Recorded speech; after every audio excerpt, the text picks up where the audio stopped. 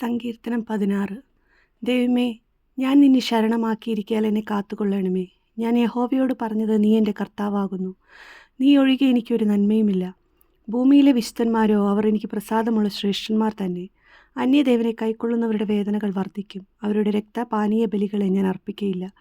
അവരുടെ നാമങ്ങളെ എൻ്റെ നാവിന്മേൽ എടുക്കുകയുമില്ല. എൻ്റെ അവകാശത്തിൻ്റെയും പാനപാത്രത്തിൻ്റെയും പങ്ക് യഹോവയാകുന്നു. നീ എനിക്കുള്ള ഓഹരിയെ പരിപാലിക്കുന്നു. അളവുനൂൽ എനിക്ക് മനോഹരദേശത്ത് വീണിരിക്കുന്നു. അതെ, എനിക്ക് നല്ലൊരു അവകാശം ലഭിച്ചിരിക്കുന്നു. എനിക്ക് ബുദ്ധി ഉപദേശിച്ചു തന്ന യഹോവയെ ഞാൻ വാഴ്ത്തും. രാത്രികാലങ്ങളിലും എൻ്റെ അന്തരംഗം എന്നെ ഉപദേശിക്കുന്നു. ഞാൻ യഹോവയെ എപ്പോഴും എൻ്റെ മുമ്പിൽ വച്ചിരിക്കുന്നു. അവൻ എൻ്റെ വലത്തുഭാഗത്തുള്ളതുകൊണ്ട് ഞാൻ കുലുങ്ങിപ്പോകുകയില്ല. അതുകൊണ്ട് എൻ്റെ ഹൃദയം സന്തോഷിച്ച് എൻ്റെ മനസ്സ് ആനന്ദിക്കുന്നു. എൻ്റെ ജഡവും നിർഭയമായി വസിക്കും. നീ എൻ്റെ പ്രാണനെ പാതാളത്തിൽ വിടുകയില്ല. നിൻ്റെ പരിശുദ്ധൻ്റെ ദ്രവത്വം കാണുവാൻ സമ്മതിക്കുകയുമില്ല. ജീവൻ്റെ വഴി നീ എനിക്ക് കാണിച്ചു തരും.